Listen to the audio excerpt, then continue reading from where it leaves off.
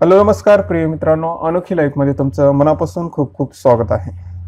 तर आजचा चर्चित विषय आहे रस्ते अपघात.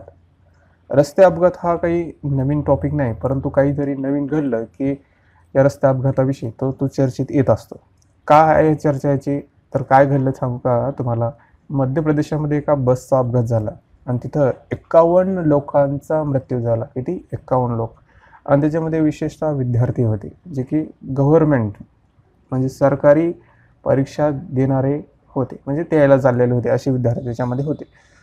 तर हा अपघात झाल्यानंतर मग तो इश्यू, ती समस्या आहे रस्ते अपघाताची, ती पुन्हा पुन्हा एकदा न्यूजमध्ये झळकू लागली. तर जागतिक बँकेच्या अहवालानुसार ते म्हणते की भारतामध्ये जी काही वाहनं आहे ती जगाच्या फक्त 1% आहे. जगाच्या 100%मध्ये फक्त 1% वाहनं भारताची आहे. परंतु जगाच्या 100% अपघातामध्ये भारताचा 11% सहभाग आहे. काय म्हणतो मी? की जगाच्या 100% भागामध्ये 1% वाहन आहेत, परंतु 100% अपघातामध्ये 11% भारताचे अपघात आहेत. बघा आकडा कसा आहे, वाहनं किती आहेत आणि आपले अपघात किती आहेत. तर हा जागतिक बँकेचा अहवाल सांगतो.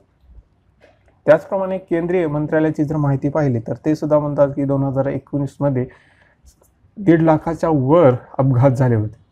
आता 1.5 लाखाच्या वर तुम्हाला एक्झॅक्ट आकड्याची काही आवश्यकता नाही किंवा त्याची ठेवायची आवश्यकता नाही, तर त्याच्या वर झाले होते.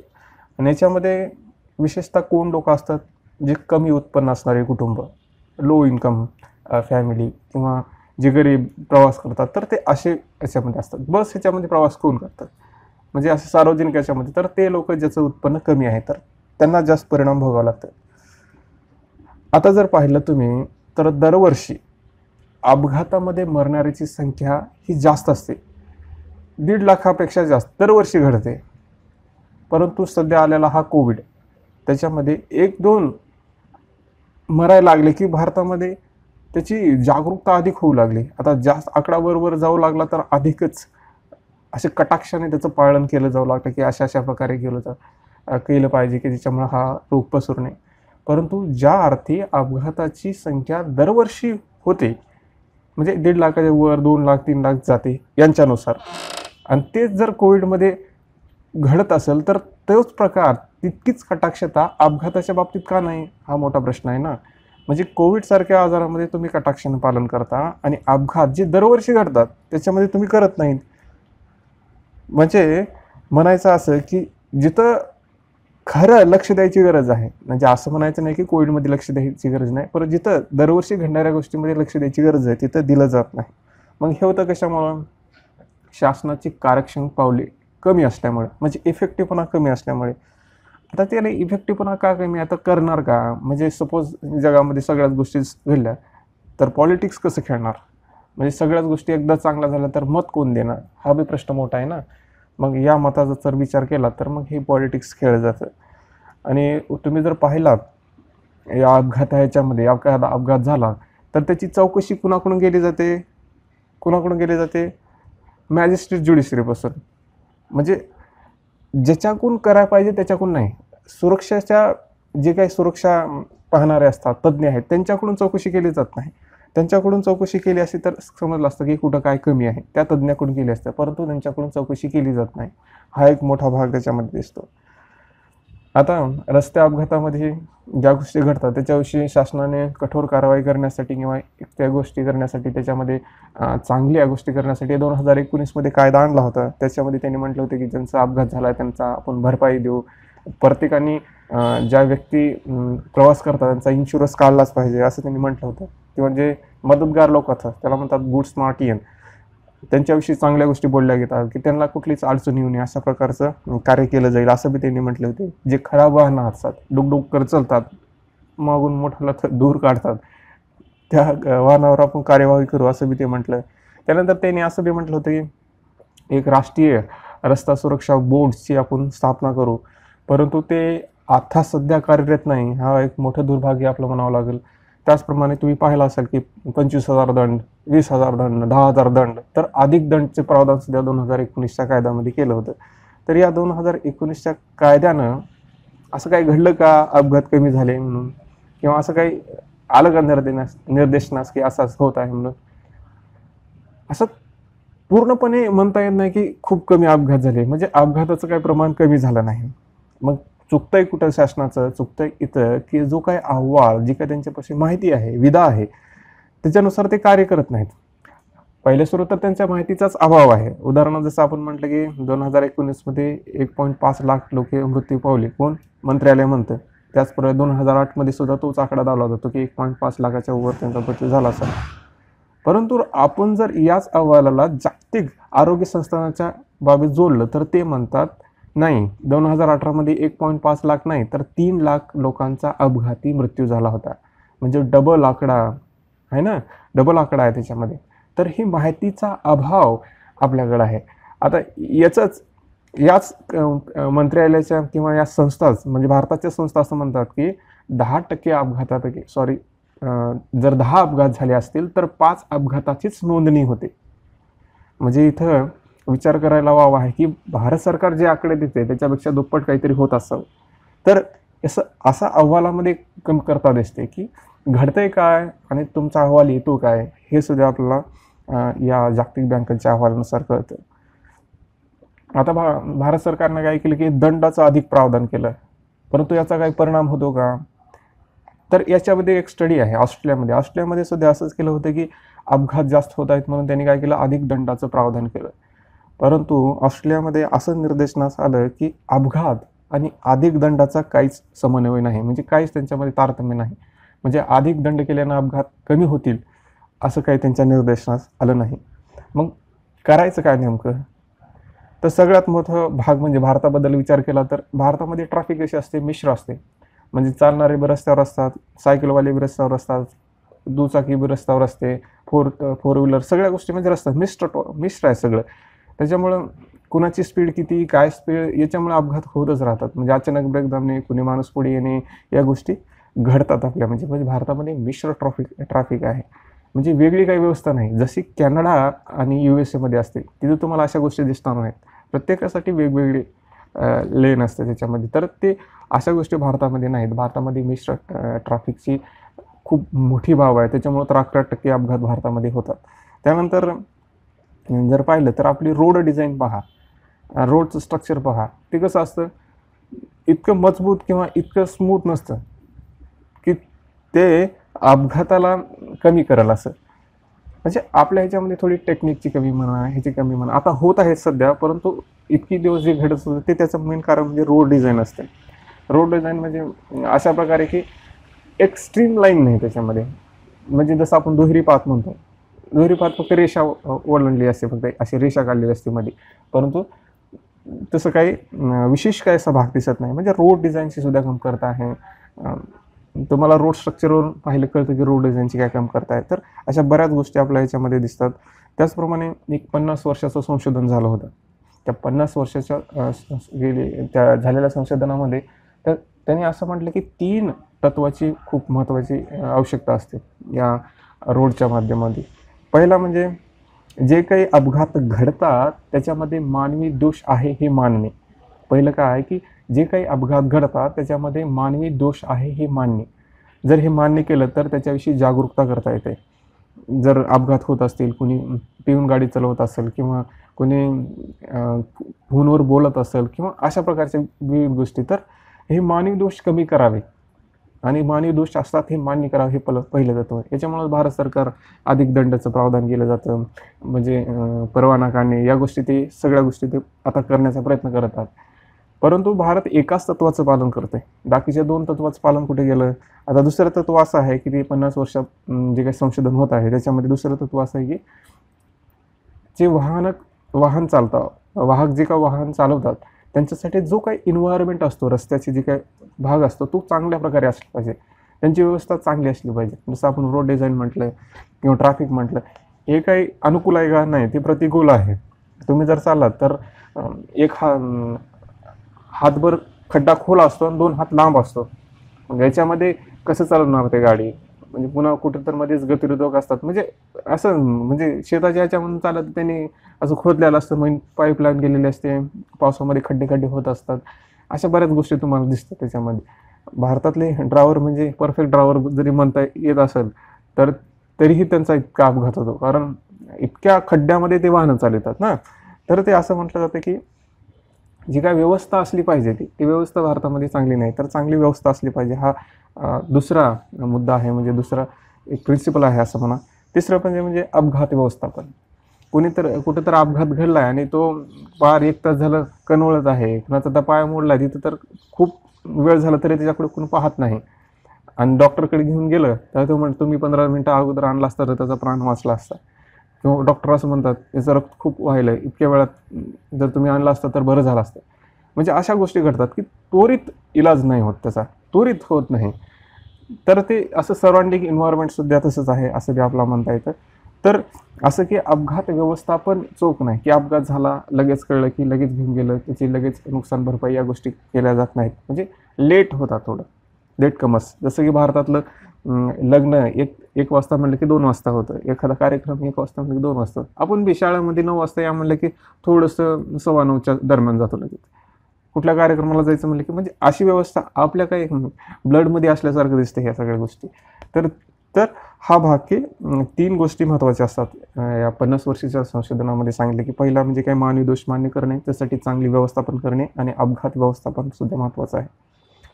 तर भारताने केलं काय पाहिजे, की जी माहिती भेटते ती चांगल्या प्रकारे संकलित केली पाहिजे, त्याच्यावर अहवाल आले पाहिजेत आणि त्याचा वापर योग्य प्रकारे केला पाहिजे. नाहीतर या गोष्टी घडतच राहणार. कारण या गोष्टी घडायला ज्या काही कारणीभूत गोष्टी आहेत त्या माहितीच्या अभावे आपल्याला पूर्णपणे करता येत नाही. त्याच्यामुळे माहिती आणि त्याचा वापर खूप महत्त्वाचा आहे. त्याचप्रकारे जे काही वाहन चालक आहे त्यांच्यामध्ये जागरूकता महत्त्वाची आहे. जे काही सराउंडिंग राहतात, आसपास जिथं अपघात झाले त्यांच्याविषयी सुद्धा जागरूकता असली पाहिजे, की हा माणूस पडला आहे, त्याला मदत केली. करत नाहीत असं नाही, परंतु बऱ्याच वेळेस असं घडतं की तो तिथंच आहे, त्याला कोणी उठवत नाही. विशेषतः शहरी भागामध्ये जास्त दिसतं आपल्याला याच्यामध्ये. तर असं जागरूकता असली पाहिजे. संवेदनशीलता महत्त्वाची आहे अशा गोष्टीमध्ये, रस्ते अपघाताविषयी. तर जागरूकता, वाहन चालवायची जे काय आहे ते परवाना, या सगळ्या गोष्टी कसं चोख असल्यानं बरोबर होत असतात. तर असं म्हटलं जातं की विशेष या संपादकीय भागामध्ये किंवा इतर चर्चामध्ये असं म्हटलं जातं की माहिती आणि त्याचा वापर आणि अंमलबजावणी ही खूप महत्त्वाची आहे. तर असं ह्या लेखामध्ये म्हटलं जातं. यानंतर पुढचा चर्चित विषय आहे राईट टू प्रोटेस्ट, म्हणजे निषेध करण्याचा अधिकार. दिनांक 19 फेब्रुवारी 2021 रोजी संपादकीय भागामध्ये चर्चित असलेला हा विषय आहे. तसेच जे काही आंदोलनं होत आहेत, जसं की शेतकऱ्याचं आंदोलन आहे किंवा गेल्या वर्षी झालेलं नागरिकता कायद्याविषयीचं आंदोलन आहे, तर अशा बऱ्याच आंदोलनाविषयी आज सुप्रीम कोर्टाचा एक आता निर्णय आला आहे. तो विशेषतः तो नागरिकता कायद्याविषयी होता. तर तो निर्णय काय आहे तो पाहूया आज आपण. तर आपला विषय आहे निषेध करण्याचा अधिकार, निषेध करण्याचा, राईट टू प्रोटेस्ट.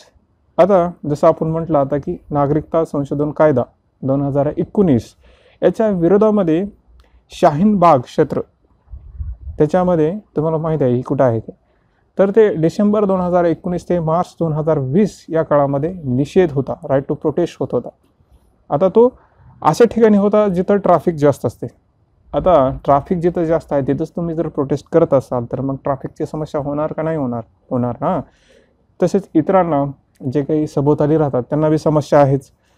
म्हणजे म्हणा की ज्या अर्थी तुम्ही प्रोटेस्ट करत आहात त्या अर्थी तुमचा अधिकार बजावत आहात, तर दुसऱ्याच्या अधिकारावर तुम्ही का अंकुश करत आहात हा बी प्रश्न आहे.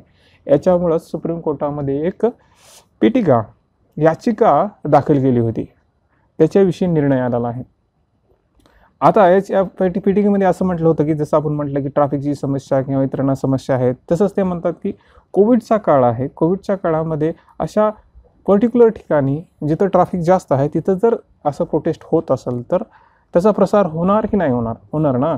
तर तसं ते म्हणत होतं. आणि विशेष म्हणजे कसं, हा जो काही प्रोटेस्ट असतं हे विशेष प्रकारचं आता जे पाहिलं आपण म्हणजे संशोधन, नागरिकता संशोधन कायद्याविषयी, तर याच्यामध्ये जे प्रोटेस्ट होतं त्यांचा नेता कोण हा प्रश्न होता. नेता विरहित अशा प्रकारचा हा निषेध होता. त्यानंतर असं कुठं जरी एखादं प्रोटेस्ट चालू असेल तर ती मीडिया जास्त उचलते आणि त्याला हायलाईट करते आणि त्याच्यामुळं जे आसपासचे लोक होतात त्यांना येऊन मिळतात. म्हणजे विषय काय आहे याला जास्त माहिती नसतं परंतु येऊन मिळतात. तर असा हा भाग चालतो. मग असं जर असेल ज्याचा नेता माहीत नाही, ज्याचं आंदोलन अशा कुठल्याही ठिकाणी चालू आहे, म्हणजे बोलायचं कुणाला? शासनाला प्रश्न पडतो ना. मग कुणाशी संवाद साधायचा, वाटाघाटी कुणाशी करायची, कसं माघारी घ्यायचं, याच्यामध्ये काय करायचं, तर हा सुद्धा प्रश्न निर्माण होतो. आणि उलट असं की ते जे काही प्रोटेस्ट करणारे होते किंवा निषेध करणारे जे होते, त्यांनी ते दुसऱ्या जागेवर जायला सुद्धा तयार नव्हते. म्हणजे त्या विशिष्ट भागापासून दुसऱ्या तुम्ही प्रोटेस्ट करा, परत दुसऱ्या जागी करा, असं बी करायला ते तयार नव्हते. तर याविषयी न्यायालयाचा निर्णय आला.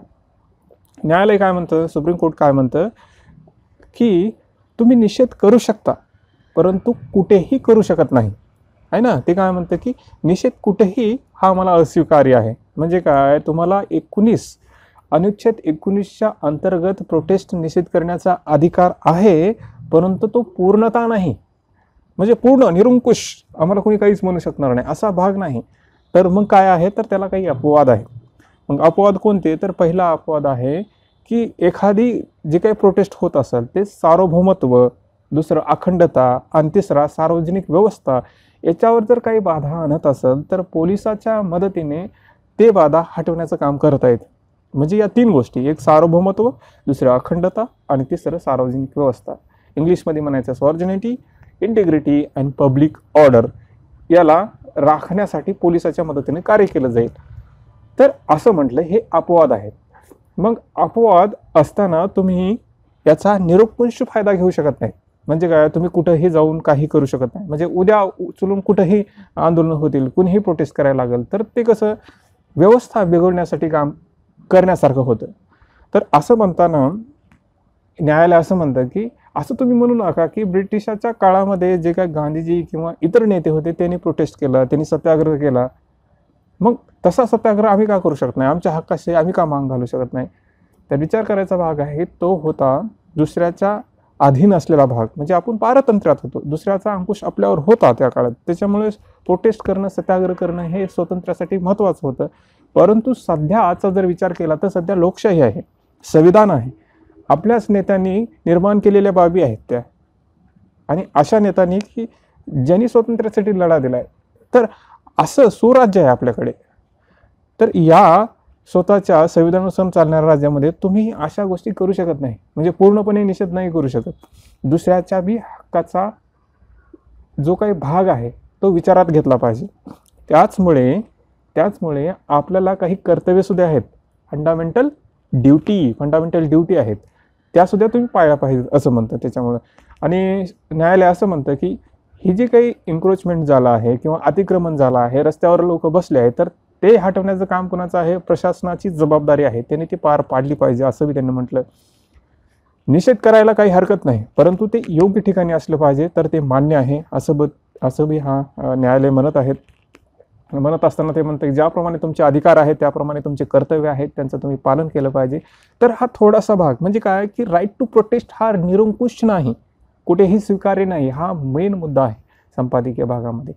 आता हा जो काही निर्णय आला आहे तो निर्णय कसा आहे पाहतो मी, की प्रोटेस्ट किंवा शासन याच्यामध्ये एकतर्फी कुठंच गेला नाही निर्णय, तो समन्वय साधण्याचा आहे, समतोल साधण्याचा प्रयत्न न्यायालय करत आहे.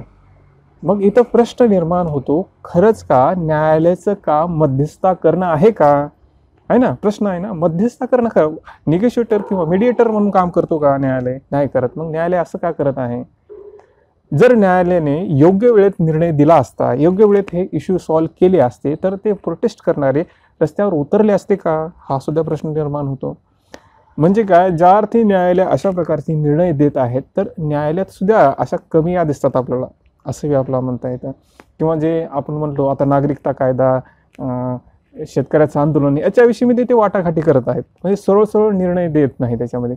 त्यानंतर आर्टिकल 300 आपला जम्मू काश्मीरचा, तो सुद्धा त्याच्यामध्ये मोठासा भाग आहे, त्याचा सुद्धा अजून निर्णय आला नाही. असे कितीतरी आहेत की ज्याचा निर्णय समोरासमोर योग्य काळामध्ये झाल्यानंतर प्रोटेस्ट होणार नाही असं बी बाब म्हणलं जातं. त्यानंतर प्रशासनाची जबाबदारी आहे त्या गोष्टी चांगल्या प्रकारे, म्हणजे व्यवस्था चांगल्या प्रकारे करण्याच्या. त्याच्यामुळं हातावर हात ठेवून त्रास होईल असं करणं हे योग्य नाही. तर निषेध करण्याचा अधिकार हा निरंकुश नाही, हा न्यायालयाचा भाग आहे. परंतु न्यायालयावर प्रश्न सुद्धा आहेत असं बी आपल्याला या संपादकीय भागामधून निष्कर्ष काढता येतो. तर परीक्षेमध्ये बऱ्याच प्रश्न येऊ शकतात. तर निषेध करण्याचा अधिकार हा पूर्णतः आहे किंवा थोडंसं नोट्स म्हणून लिहायला सुद्धा प्रश्न येऊ शकतो. तर असा हा लेख होता. यानंतर पुढचा चर्चित विषय आहे IITच्या दर्जाविषयी. दिनांक 20 फेब्रुवारी 2021 रोजी द हिंदू आणि इतर संपादकीयामध्ये असणारा हा विषय आहे. विशेषतः द हिंदूमध्ये आलेला हा विषय. आता याला संकलित करून पाहूया. IIT म्हणजे काय, तर भारताच्या शिक्षण व्यवस्थेचा मुकुटमणी असं मी म्हटलं तर वाव होणार नाही.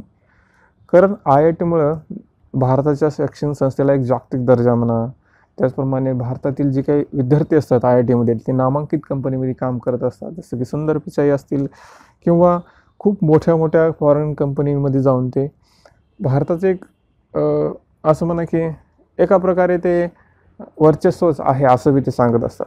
तुम्ही जर पाहिलं असेल तर बऱ्याच जे काही IITचे विद्यार्थी आहेत परदेशी असतात, त्याच्यामध्ये परदेशी व्यक्तींचं जे काही महत्त्व आहे त्यांचं वाढलेलं सुद्धा आपल्याला दिसतं. त्यानंतर जे काही संशोधनामध्ये काम करण्याचं काम आहे ते सुद्धा IIT मार्फत सुद्धा बऱ्याच चांगल्या प्रकारे केलं जातं. गेल्या दशकात सुद्धा त्यांनी खूप चांगल्या प्रकारे काम केलं आहे. जिथं क्रमवारीची बाब येते की रँकिंगची गोष्ट येते ते सुद्धा IIT चांगल्या प्रकारे काम करते म्हणा, भारताची इज्जत वाचवते असं बी म्हणता येईल आपलं. कारण इतर संस्थांपेक्षा IITचा दर्जा आणि IITची जी काही शिक्षण व्यवस्था आहे ती बऱ्या प्रकारे चांगल्या प्रकारे आहे असं म्हटलं जातं. जो काही विद्यार्थी असतात 10वी 12वीचे विद्यार्थी, प्रत्येकाचं स्वप्न असतं की IITमध्ये सुद्धा आपण जावं. तर हे कसं की त्याच्यात असणारी एक छाप, IITमधून भेटणारं जे काही बाब आहे त्याच्यामुळं किंवा त्याचं गुणगान गाणारे जे काही इतर लोक आहेत त्यांच्यामुळं. परंतु लेखकाचं असं म्हणणं आहे की बऱ्याच चांगल्या गोष्टी असल्या आणि आणखी जर बोलायचं असेल तर 2019 पस्तोर तर जी काही कॉलेज सोडून जाण्याचं मग त्याला आपण म्हणतो ड्रॉपिंग रेट हे सुद्धा कमी झालं आहे. म्हणजे 0.68% फक्त 2015पासून तर कमी होत आहे, परंतु आता यावर्षी तर ते अगदी कमी होत आहे. तर इतकं चांगल्या गोष्टी असताना सुद्धा मग IITचा दर्जा कमी का होतो हा बी प्रश्नचिन्ह आहे ना. त्याला पहिलं कारण आहे की IITची संख्या वाढत आहे. कुठल्याही संख्येचं म्हणजे कुठल्याही बाबीची जर विस्तार होत असेल तर तो दर्जा राखणं खूप कठीण जातं, ते स्टँडर्ड राखणं खूप कठीण जातं. आणि IIT सध्या काय करते, ते क्षमतेच्या बाहेर जाऊन काम करते आणि क्षमतेच्या बाहेर जाते तर जाते. त्या व्यतिरिक्त तंत्रज्ञानात व्यतिरिक्त दुसरे सुद्धा विषयाला हात घालत आहे, जसं की सोशल सायन्स असेल किंवा ह्युमॅनिटी असेल, तर या गोष्टीकडे ते सुद्धा वळत आहे. मग ज्याचा हातखंडा होता तंत्रज्ञान आणि इंजिनिअरिंगमध्ये आता त्यांचा विस्तार करत आहेत. हा जरी भाव असला ना, म्हणजे इतर गोष्टीकडे चांगली गोष्टी जरी जाणं असेल, होलिस्टिक डेव्हलपमेंट देणं असेल, 2021च्या धोरणसुद्धा ती काय म्हणतं की होलिस्टिक पूर्णतः शिक्षण दिलं पाहिजे. असं असेल तरी बी जे काही IITचा दर्जा आहे तंत्रज्ञान आणि इंजिनिअरिंगमध्ये तो कमी नाही व्हायला पाहिजे ना, परंतु तो होत आहे असं दिसते, असं हे लेखक असं म्हणत आहेत. म्हणजे एखादी IIT जेव्हा क्षमतेच्या बाहेर जाऊन काम करते त्याचा मानक कमी होत आहे, स्टँडर्ड कमी होत आहे असं म्हटलं, जसं आपण त्यांची संख्या वाढसुद्धा सांगितली. तर असं असताना मग नेमक्या समस्या काय आहेत ज्याच्यामुळे आपण म्हणत आहे, लेखक म्हणत आहेत की याचा दर्जा कमी होत आहे. तर पहिले आहे प्राध्यापकाची कमी, फॅकल्टीची कमी. आपण बऱ्याच वेळेस हाच मुद्दा बोलत असतो की फॅकल्टीची कमी आहे, त्यांची भरती होत नाही किंवा बऱ्याच कारणं असतात त्या प्राध्यापकाच्या कमी किंवा त्यांचे रिक्रुटमेंट होण्यासाठी, हे बरेच कारणं असतात. त्यानंतर दुसरं आहे की UGCचा निर्णय. UGCचा निर्णय काय आला की हे जे काही IIT आहेत ते इतर बाहेर देशामध्ये सुद्धा त्यांचा विस्तार करू शकतात. इन्स्टिट्यूट ऑफ इमेन्स हा जो काही संकल्पना होती त्याच्या अंतर्गत ते करू शकतात. आता हा निर्णय पहा, आपल्याच घरची स्थिती खराब आहे आणि दुसऱ्याच्या घरी जाऊन आपण तो करण्याचा प्रयत्न करत आहे. म्हणजे झालं काय, इकडे बी लक्ष नाही ना, तिकडे बी लक्ष नाही. मग असं होईल की अजून डाऊन क्वालिटी होऊ शकते असं बी त्यांचं म्हणणं आहे. म्हणजे विस्तार करत असताना जिथं आपण म्हणजे 4-5 जर एक्झाम देत असेल तर कुठली एक्झाममध्ये क्रॅक होईल याची काय शाश्वती आहे. म्हणजे आम्ही UPSC बी देत आहे, MPSC बी देत आहे, दुसऱ्या बी आणखी बऱ्याच गोष्टी करत आहेत, मग क्वालिटी डाऊन होते ना. त्याच प्रकारे ते म्हणत आहेत की हा निर्णय म्हणजे कसं, अगोदरच आपल्या देशाची स्थिती खराब आहे शिक्षण व्यवस्थेची, त्यानंतर तुम्ही असे गोष्टी केल्यानंतर तो भाव योग्य आहे, परंतु कधी जेव्हा घर चांगलेलं असेल, घरची शिक्षण व्यवस्था चांगली असेल तेव्हा. त्यानंतर दुसरं म्हटलं जातं की जो काय IITचा दर्जा आहे, जसं अगोदर आपण म्हटलं की तो राखण्यात अडचणी येत आहेत. म्हणजे कसं की अगोदर जो काही IIT काम करायचा ते पूर्णपणे तंत्रज्ञान, इंजिनिअरिंग याच्यामध्ये फोकस, कमी IIT होत्या. त्यानंतर त्यांची परीक्षा बी तशीच केली जायची. कुणी लाखोमधून एखादा त्याच्यामध्ये येत होत्या IITमध्ये. तर आता तसं आहे का? नाही, संख्या वाढली. त्याच्यानंतर मग तो काही इतर बाबी आल्या त्याच्यामध्ये आणि मग हा बाबी आल्यानंतर ऑटोमॅटिक तो मग ती जे काही दर्जा असतो, जे काही स्टँडर्ड असतं ते कमीच होत असतं आणि मग हा जो काही IITचा ब्रँड म्हणतो आपण तो सुद्धा कमी होतो. आता IITचा ब्रँड जो आहे तो कमी होण्याचं एक कारण म्हणजे जसं की आपण म्हटलं की IITची जी काही स्थापना आहे ती इतर छोट्या देशामध्ये छोट्या राज्यामध्ये किंवा छोट्या स्थानिक गावामध्ये होत आहे. असं का का होतं मग? याला विरोध याच्यामुळे नाही की ते स्थानिक गावामध्ये होतात. याच्यामुळं असं म्हटलं जातं की ज्या अर्थी त्यांची जे काही डेव्हलपमेंट आहे, जो काही बाब आहे ती छोट्या गावामध्ये होत आहे, त्या अर्थी त्याला जास्तीत जास्त सहभाग लाभेल का? जसे मुंबईमध्ये आहे तर फॉरेनमधील लोक येतील किंवा जे काही इन्फ्रास्ट्रक्चर डेव्हलपमेंट करायचं आहे त्याला जितका फायदा शहरामध्ये होईल तितकाच फायदा होईल का असं बाब आहे. म्हणजे कनेक्शन जोडेल का तेवढं असं म्हटलं जातं की याच्यामुळं मग थोडंसं ब्रँड कमी होतं. त्यानंतर असं म्हटलं जातं की जे काही प्राध्यापक असतात किंवा जे काही त्यांना पगार दिले जाते ते इतर देशापेक्षा कमी वेतन असतं. मग ते येतील का? प्रश्न आहे ना. इतर देशामध्ये जर चांगला पगार भेटत असेल तर ते येणार का असा बी प्रश्न निर्माण होतो. देशभक्ती हे एकच कारण असू शकत नाही. त्यांना पोटसुद्धा असतं, त्यांना जगायचं सुद्धा असतं. म्हणजे एकाच कारणामुळे ते येतील असं नाही. म्हणजे सगळ्याचीच मानसिकता तशी असेल असं नाही ना. त्याच्यामुळे त्यांना चांगले इन्सेंटिव्ह देणं, आपल्याकडे आकर्षित करणं या गोष्टी केल्या पाहिजेत. असं भारत सरकार करत पण आहे, परंतु याच्यामध्ये अधिक चांगल्या प्रकारे कार्य केलं पाहिजे असं बी म्हटलं जातं.